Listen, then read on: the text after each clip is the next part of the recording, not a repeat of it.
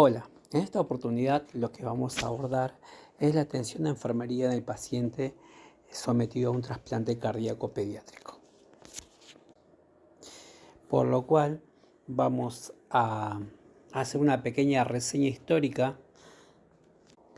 El trasplante cardíaco pediátrico se realizó a inicio de la década de los 80, ¿sí?, en un paciente neonatal. Fue realizado con éxito en un paciente con un síndrome de corazón izquierdo hipoplásico. Este procedimiento fue realizado por el equipo del doctor Leonard Bailey con éxito. Según los datos del registro de la Internacional de Trasplante Cardíaco Pediátrico, que recoge la actividad de centros en la mayoría de los Estados Unidos y algunos centros europeos, la actividad del trasplante cardíaco pediátrico fue aumentando progresivamente, alcanzando un máximo de 370 en 1995. Esta cifra se ha mantenido estable hasta la actualidad e inclusive también hubo oscilaciones hacia un crecimiento, ¿no?, de este tipo de intervenciones. El trasplante cardíaco infantil, a diferencia del adulto, la podemos diferenciar en diferentes aspectos. La cardiopatía congénita con intervención quirúrgica previa es la primera indicación en los receptores menores de 1 año, y a medida que aumenta la edad del receptor, la indicación de miocardiopatías con disfunción ventricular se convierte en la indicación más frecuente en el grupo de adolescentes. La escasez del número de donantes, especialmente en menores de 1 año, obliga a un tiempo de espera prolongado y a la aceptación de donantes subóptimos. Sin embargo, esa inmadurez que tienen del sistema inmune en este grupo de edad determina una mejor tolerancia inmunológica del injerto, con menor tasa de rechazo agudo y menor necesidad de inmunosupresión, con la posibilidad incluso de poder realizarse en este tipo de pacientes trasplantes cardíacos con incompatibilidad del grupo sanguíneo. Y por último, la necesidad de un buen apoyo familiar siempre es indispensable para garantizar el adecuado seguimiento de estos pacientes.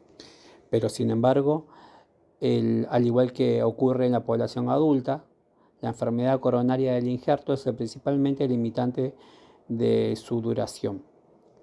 Hoy en día, el trasplante cardíaco no es un tratamiento definitivo, ya que a veces es necesario un retrasplante.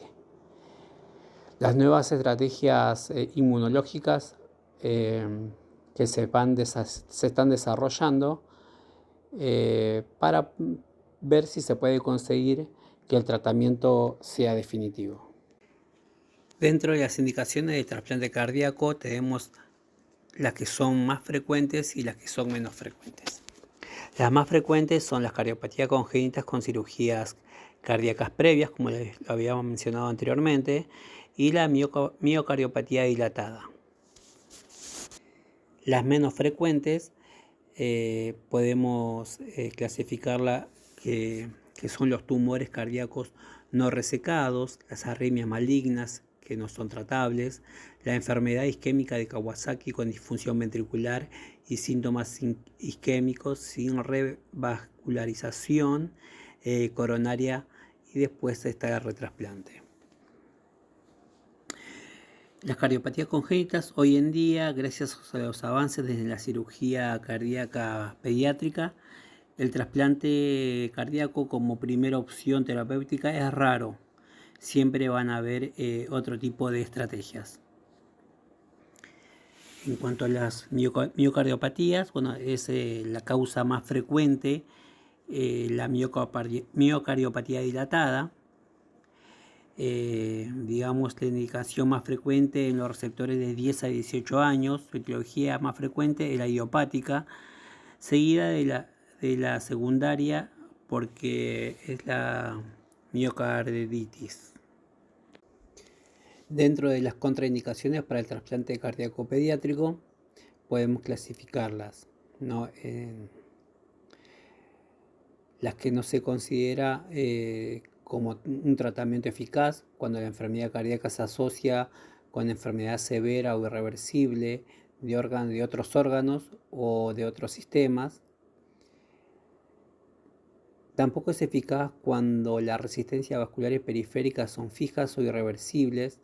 Actualmente la utilización de mediaciones con vasodilatadores pulmonares, en el trasplante, así como el uso de dispositivos de asistencia ventricular, han demostrado reversibilidad de las resistencias pulmonares al optimizar el gasto cardíaco, porque han permitido realizar el trasplante en situaciones que hace años eran consideradas contraindicaciones. Y por último, podemos decir que no se puede efectuar en presencia de hipoplasia severa de arterias pulmonares centrales o de venas pulmonares bilaterales. Podemos decir que las indicaciones para el trasplante cardíaco, ¿no?, podrían ser o se podría dar en niños con función ventricular anormal o al menos moderada, una vasculopatía del injerto. Niños con función ventricular normal o vasculopatía del injerto al menos moderada. No debe efectuarse retrasplante durante el curso de un rechazo agudo, ni siquiera en presencia de una vasculopatía del injerto. La mortalidad del retrasplante es mayor cuando se realiza en los primeros 6 meses del primer trasplante. En cambio, la mortalidad es similar al primer trasplante si han transcurrido años desde el primer trasplante. Podemos decir que durante la evaluación del receptor, para que un paciente sea candidato para el trasplante pueda ser incluido en la lista de espera, debe realizarse una evaluación detallada que incluya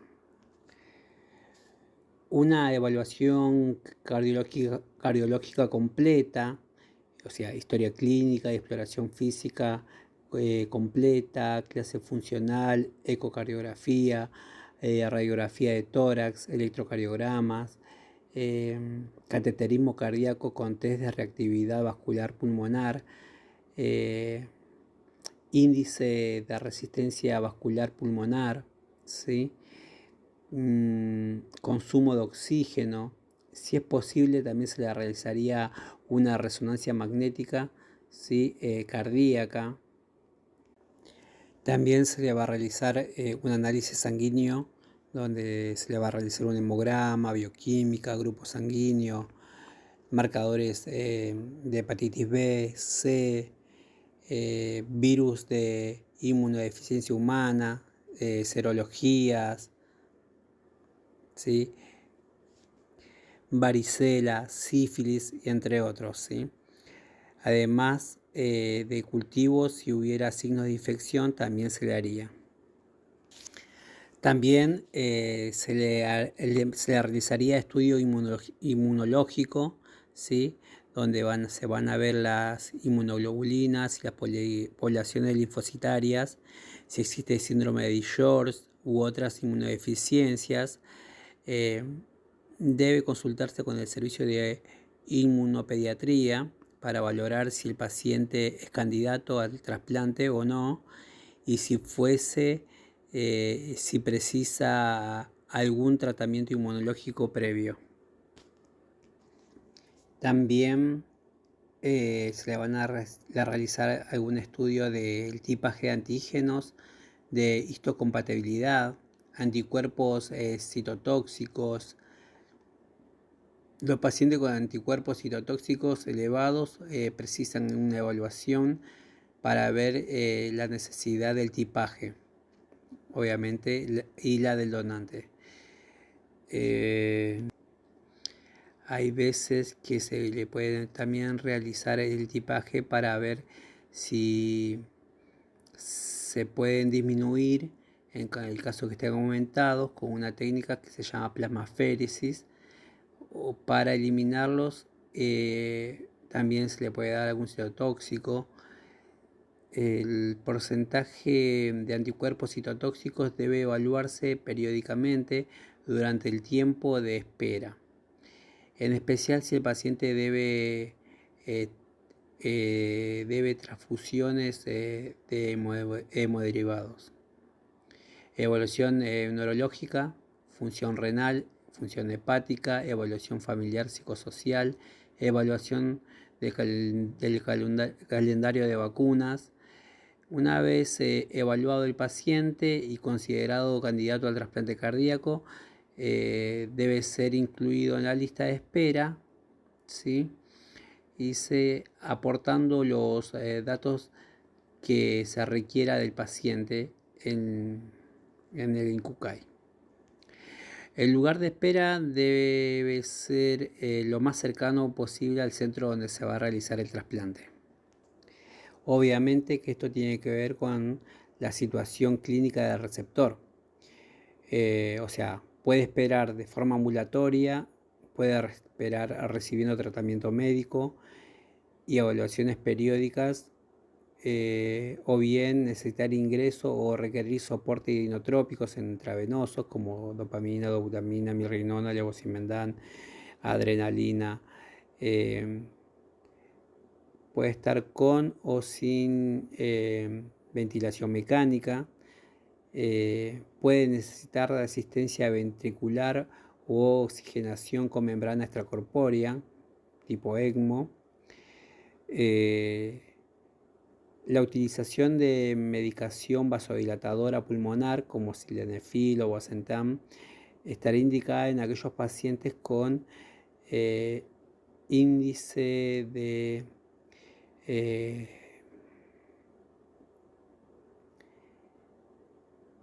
resistencia vascular pulmonar periférica elevada, ¿sí? ¿Qué más? Bueno, entonces tenemos que tener en cuenta, como decíamos anteriormente, el índice de resistencia vascular periférica, ya que si puede estar, llegan a estar elevadas, va a necesitar este tipo de medicación vasodilatadora para poder prevenir la disfunción ventricular derecha en el postoperatorio inmediato. En cuanto a la evaluación del donante, bueno, el criterio de selección primaria es que tengan una función cardíaca aceptable, determinada por un examen físico, control de signos vitales, un análisis sanguíneo, la radiografía de tórax, electrocardiogramas, eco, ¿sí? La inspección en el momento de la extracción son los métodos más eficaces en la valoración. Donante y receptor deben ser compatibles en cuanto al grupo sanguíneo, eso hay que tenerlo en cuenta, no considerándose el factor RH, ¿sí? Se contraindica el trasplante en grupos sanguíneos incompatibles debido al alto riesgo de rechazo hiperagudo. También se tiene que tener en cuenta la relación del peso del donante receptor. Es ideal que sea 1 igual a 2. En los grupos de menor edad, la escasez de donantes condiciona la necesidad de la utilización de donantes sobredimensionados, siendo un problema en el postoperatorio inmediato con, digamos, ventilación mecánica invasiva y no invasiva, porque las prolonga, y la necesidad de plicatura diafragmática, ¿no? Para, digamos, reubicar el injerto en la caja torácica. No se recomienda implantar corazones inferiores a un peso en un 20% respecto al receptor o con una relación de superficie corporal donante-receptor inferior a 0,7, en especial en presencia de resistencias pulmonares elevadas. En lo que refiere a las técnicas del implante, bueno, eso va a depender, ¿no?, de la desproporción del tamaño, ¿no? Las miocardiopatías en general se realizan con técnicas bicavas, ¿sí? Y las cardiopatías congénitas con destrocardia técnica vía auricular. Va a haber un manejo del donante y un manejo del receptor. Con respecto al manejo del donante, bueno, se pone el corazón por esternotomía, ¿sí? Tras la heparinización se clampea la vena de la cava superior y se secciona parcialmente la vena cava inferior para conseguir una exsanguinación parcial y provocar la descompresión cardíaca. También se clampea la aorta y se provoca la parada cardíaca utilizando una solución de preservación. Esta solución, digamos, trata de conseguir una parada electromecánica eficaz y es infundida habitualmente por gravedad, con el objetivo de evitar la lesión por infusión a alta presión para prevenir la distensión del ventrículo izquierdo, y después se descomprime abriendo una de las venas pulmonares derechas o amputando la orejuela de la aurícula izquierda. El manejo del receptor, podemos decir que la cardioctomía del receptor se realiza bajo circulación extracorpórea con canulación bicameral y colocación de vent en el ventrículo izquierdo a una temperatura entre 28 y 32 centígrados. Tras el clampeo aórtico se secciona la vena cava superior y posteriormente la vena cava inferior, dejando un pequeño segmento auricular unido a cada vena cava. Posteriormente se secciona la aorta y las arterias pulmonares próximamente. Y finalmente la aurícula izquierda es seccionada, dejando un generoso segmento auricular unido a las venas pulmonares. En el caso de estar realizando la técnica vía auricular, se deja un segmento de la aurícula derecha conectado a las venas cavas superiores e inferiores. Como decíamos anteriormente, la técnica del implante, digamos que la desproporción del tamaño habitualmente puede admitirse en corazones sobredimensionados. En las miocardiopatías la técnica es la bicava, es una técnica de elección independientemente de la edad o del tamaño. Esta técnica va a minimizar las suturas auriculares y proporciona una geometría auricular más normal, digamos. Bueno, como veníamos hablando de lo que es el prequirúrgico y estábamos entrando a lo que es el intraquirúrgico, ahora vamos a hablar un poquito del manejo del postoperatorio, ¿sí? En el postquirúrgico podemos decir que los cuidados postoperatorios en el trasplante cardíaco pediátrico no difieren de, digamos, las cirugías complejas cardíacas, ¿sí? Con circulación extracorpórea. O sea, esto quiere decir que se requiere monitorización, optimización hemodinámica con las drogas adecuadas, ¿no? A las drogas inotrópicas me refiero, manejo respiratorio, ¿no? Ver si el paciente está ventilado o no está ventilado, la sedación y analgesia. Todos estos cuidados van a conllevar a que nosotros podamos tener un mejor manejo y un mejor seguimiento del paciente. Y acá es donde uno tiene que tener en cuenta esto del monitoreo, ¿no? Esto de poder valorar, ¿no? Como decíamos anteriormente, ¿no? Electrocardiograma, ¿no? El monitoreo para ver, identificar tipo de arritmias. Este paciente seguramente va a salir con cable de marcapaso externo, así que los cables epicárdicos, ver que estén en condiciones, ¿sí? Todas las drogas tienen que estar rotuladas, ¿sí? Esto es importantísimo. Hay que respetar el manejo de la asepsia al manejo del catéter central, ¿sí? Manejo respiratorio. Esto quiere decir que también tenemos que tener en cuenta en qué modo se encuentra, qué alarmas vamos a tener en cuenta de acuerdo al modo que tenga el ventilador. La sedación y la analgesia para que el paciente con algunos despertares bruscos no le altere la hemodinamia. Suele pasar esto en este tipo de cirugías, ¿sí?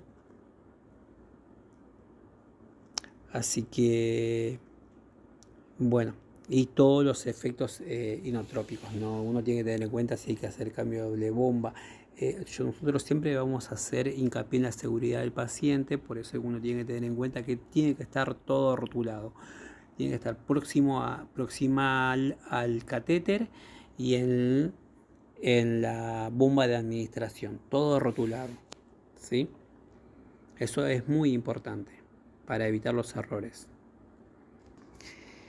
Podemos tener en cuenta, digamos, algunas particularidades, ¿no? Como por ejemplo en corazones sobredimensionados la presencia de hipertensión arterial, digamos, que puede controlarse con betabloqueantes, también inhibidores de la enzima de conversión de la angiotensina o antagonistas del calcio.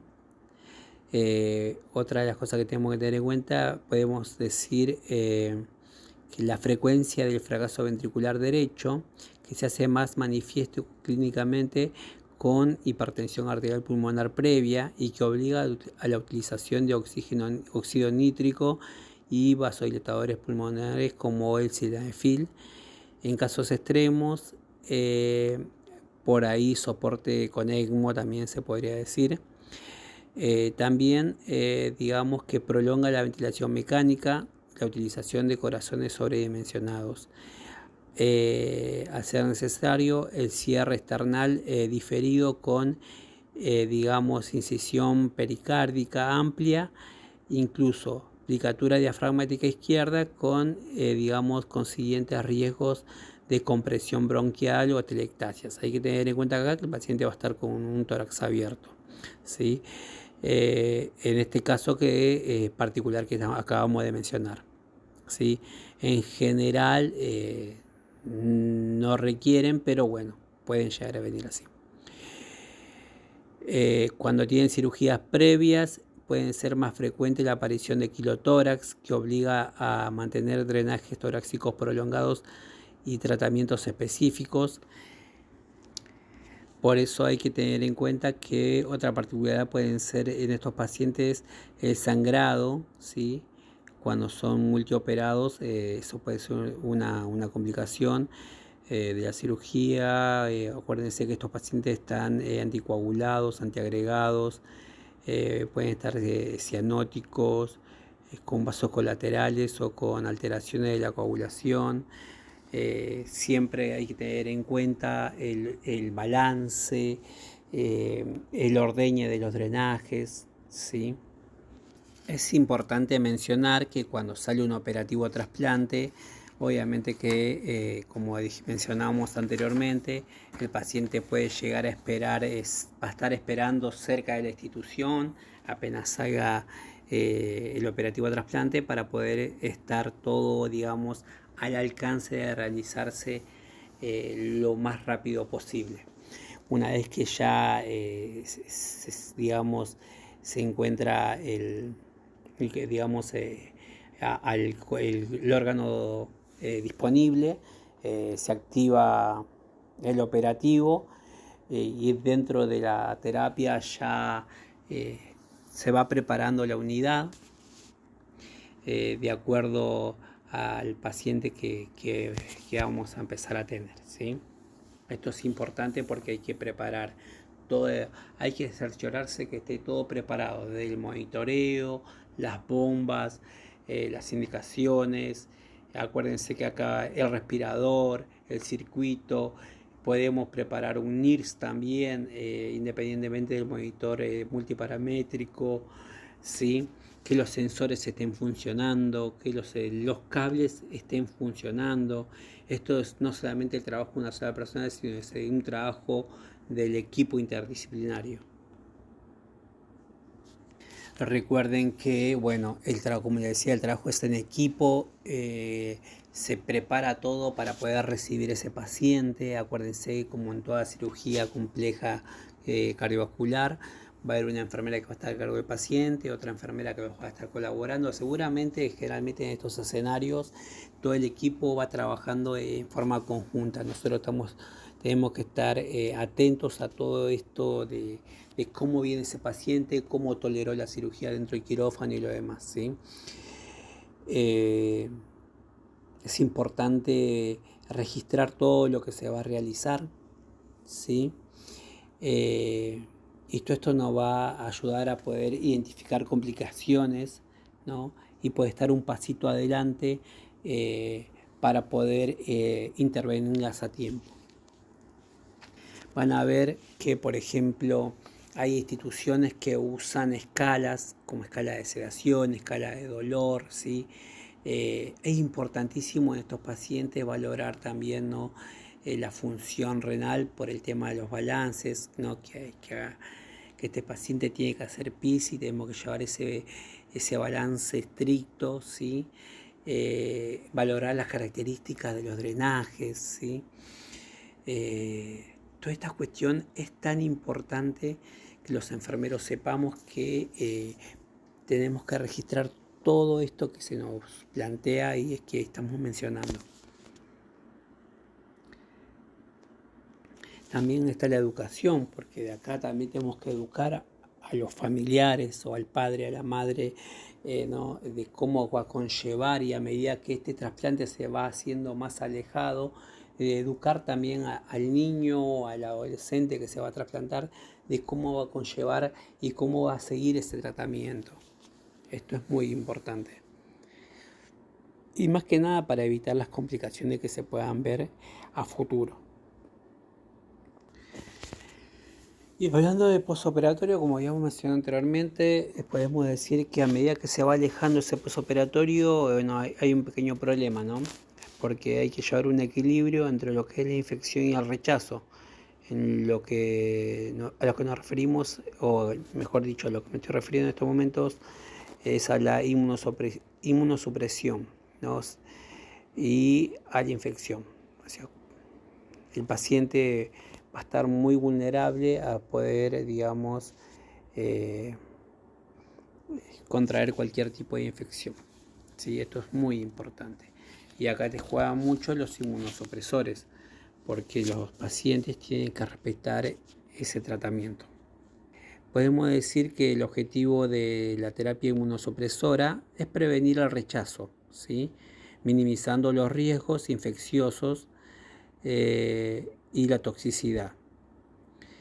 Los fármacos en el trasplante cardíaco pediátrico son similares a la de los adultos, ¿sí?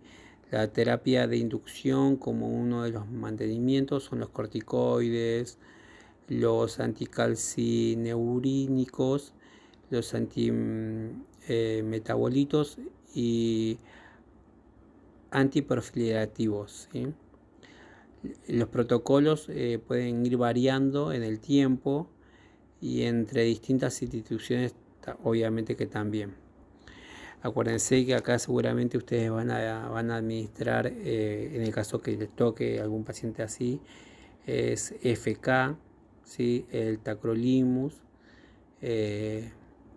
porque se ha demostrado una menor tasa de rechazo en el primer año del post-trasplante, ¿sí? Respecto a la ciclosporina. Y podemos también decir que este equilibrio es algo que va a costar un poquito, ¿sí?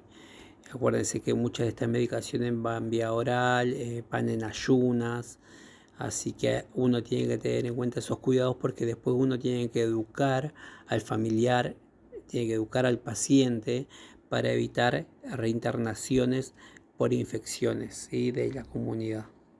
Cuando hablamos de fármacos antiproliferativos, me refiero al sirolimus, ¿sí? Esto es justamente porque retrasan la progresión de la enfermedad vascular del injerto. Después vamos a ver que a medida que va haciéndose, digamos, un posoperatorio alejado, van a haber complicaciones a medio y largo plazo, ¿no? Esto quiere decir que las mismas son las que se ven en el adulto, pero con algunas particularidades. En el primer año del pretrasplante, el rechazo agudo, las infecciones van a ser los principales problemas.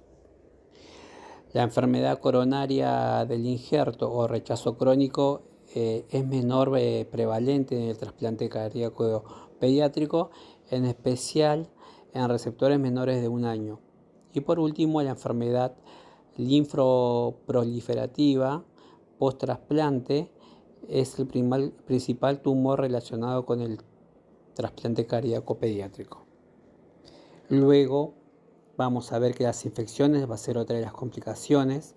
Las infecciones tienen mayor prevalencia en los pacientes trasplantados en la población en general. Los primeros 6 meses del trasplante, al igual que en los adultos, las infecciones oportunistas como el CMV, citomegalovirus, ¿sí? Pueden aparecer al igual que en los pacientes con aumento de inmunosupresión en forma temporal por rechazo o en cambios de inmunosupresión con aumento transitorio de niveles de medicación, ¿sí? La profilaxis no difiere que la de los adultos, así que uno la tiene que tener en cuenta. Generalmente lo realizan con ganciclovir intravenoso, ¿sí? Pasado los 6 a 3 meses en los posoperatorios, del posoperatorio, las infecciones adquiridas de la comunidad son las más frecuentes y son más graves que en los pacientes no inmunocomprometidos. Representan la segunda causa de muerte en el primer año del post-trasplante y las infecciones más frecuentes son las producidas por virus respiratorios o por neumococo, ¿sí? El citomegalovirus en los trasplantes cardíacos posoperatorios se siguen los mismos criterios de la profilaxis en el tratamiento que en los adultos. Los principales avances en los últimos años han producido que el diagnóstico mediante la reacción de cadena de polimerasas cuantitativas del CMV, ¿sí?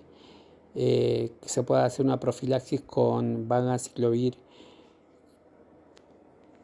Para poder prevenir el CMV, acuérdense que se va a administrar siempre antibióticos, ¿sí? Como profilaxis. Varicela, esta infección en pacientes inmunodeprimidos precisa tratamientos con aciclovir intravenoso. Si existe contacto con varicela y el paciente no ha padecido nunca, deberá recibir inmunoglobulina, ¿sí? Esto es para que tengamos en cuenta, ¿sí?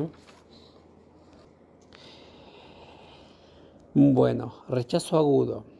Dice, los datos del último registro pediátrico de la Sociedad Internacional para el Trasplante de Corazón y Pulmón, establece que el rechazo agudo es la principal causa de muerte de 1 mes a 3 años en el postoperatorio de los trasplantes cardíacos, con mayor incidencia entre el primero y el segundo mes, ¿sí? La probabilidad de estar libre del rechazo al año del trasplante es del 40%. Es decir, que el 60% de los niños van a experimentar un episodio de rechazo durante el primer año. A partir del primer año, la probabilidad de estar libre del rechazo se mantiene más o menos constante, en torno al 30%. Los episodios de rechazo agudo más allá del primer año y se ensobrecen el pronóstico a largo plazo. El rechazo agudo celular podemos definirlo como, digamos, por los mismos criterios histológicos del trasplante cardíaco del adulto. El rechazo crónico o enfermedad vascular del injerto, digamos que la enfermedad coronaria del injerto o rechazo crónico es responsable de casi del 40% de las muertes al tercer o quinto año del post-trasplante, según datos del último registro de la International de trasplante cardíaco pediátrico tiene las mismas características anatomopatológicas que en el adulto. ¿Sí? Bueno, tenemos que tener en cuenta que su incidencia es menor, ¿sí? Y no, creo que con eso estaríamos. Van a haber otro tipo de complicaciones como la insuficiencia renal, la hiperlipidemia, hipertensión, diabetes, post-trasplante. Por ende, la supervivencia y la calidad de vida, obviamente que esto va a modificarse, ya que, digamos, la disminución de la mortalidad precoz al trasplante, digamos, va a establecer la mortalidad tardía, las curvas de supervivencia, según Kaplan-Meier, basadas en la edad del receptor y la vida media del injerto, demuestran que la supervivencia al año aproximadamente del 80% y a los 5 años el 70%. En la supervivencia superior al año es superior a la de los menores de 1 año en comparación a la de los adolescentes. Es destacable la de los menores de 1 año en comparación a los adolescentes, como decía recién.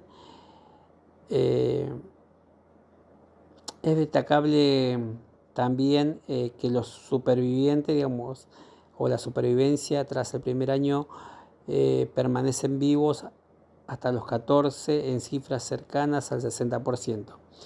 La evidencia en los últimos años es la mayor supervivencia es debida a los mejores resultados precoces.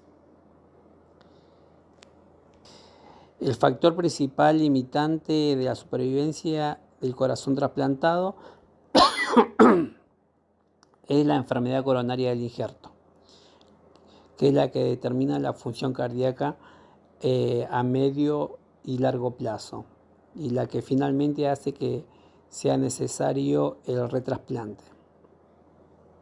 Por eso es importante conllevar una buena estrategia inmunológica del paciente y un seguimiento, obviamente.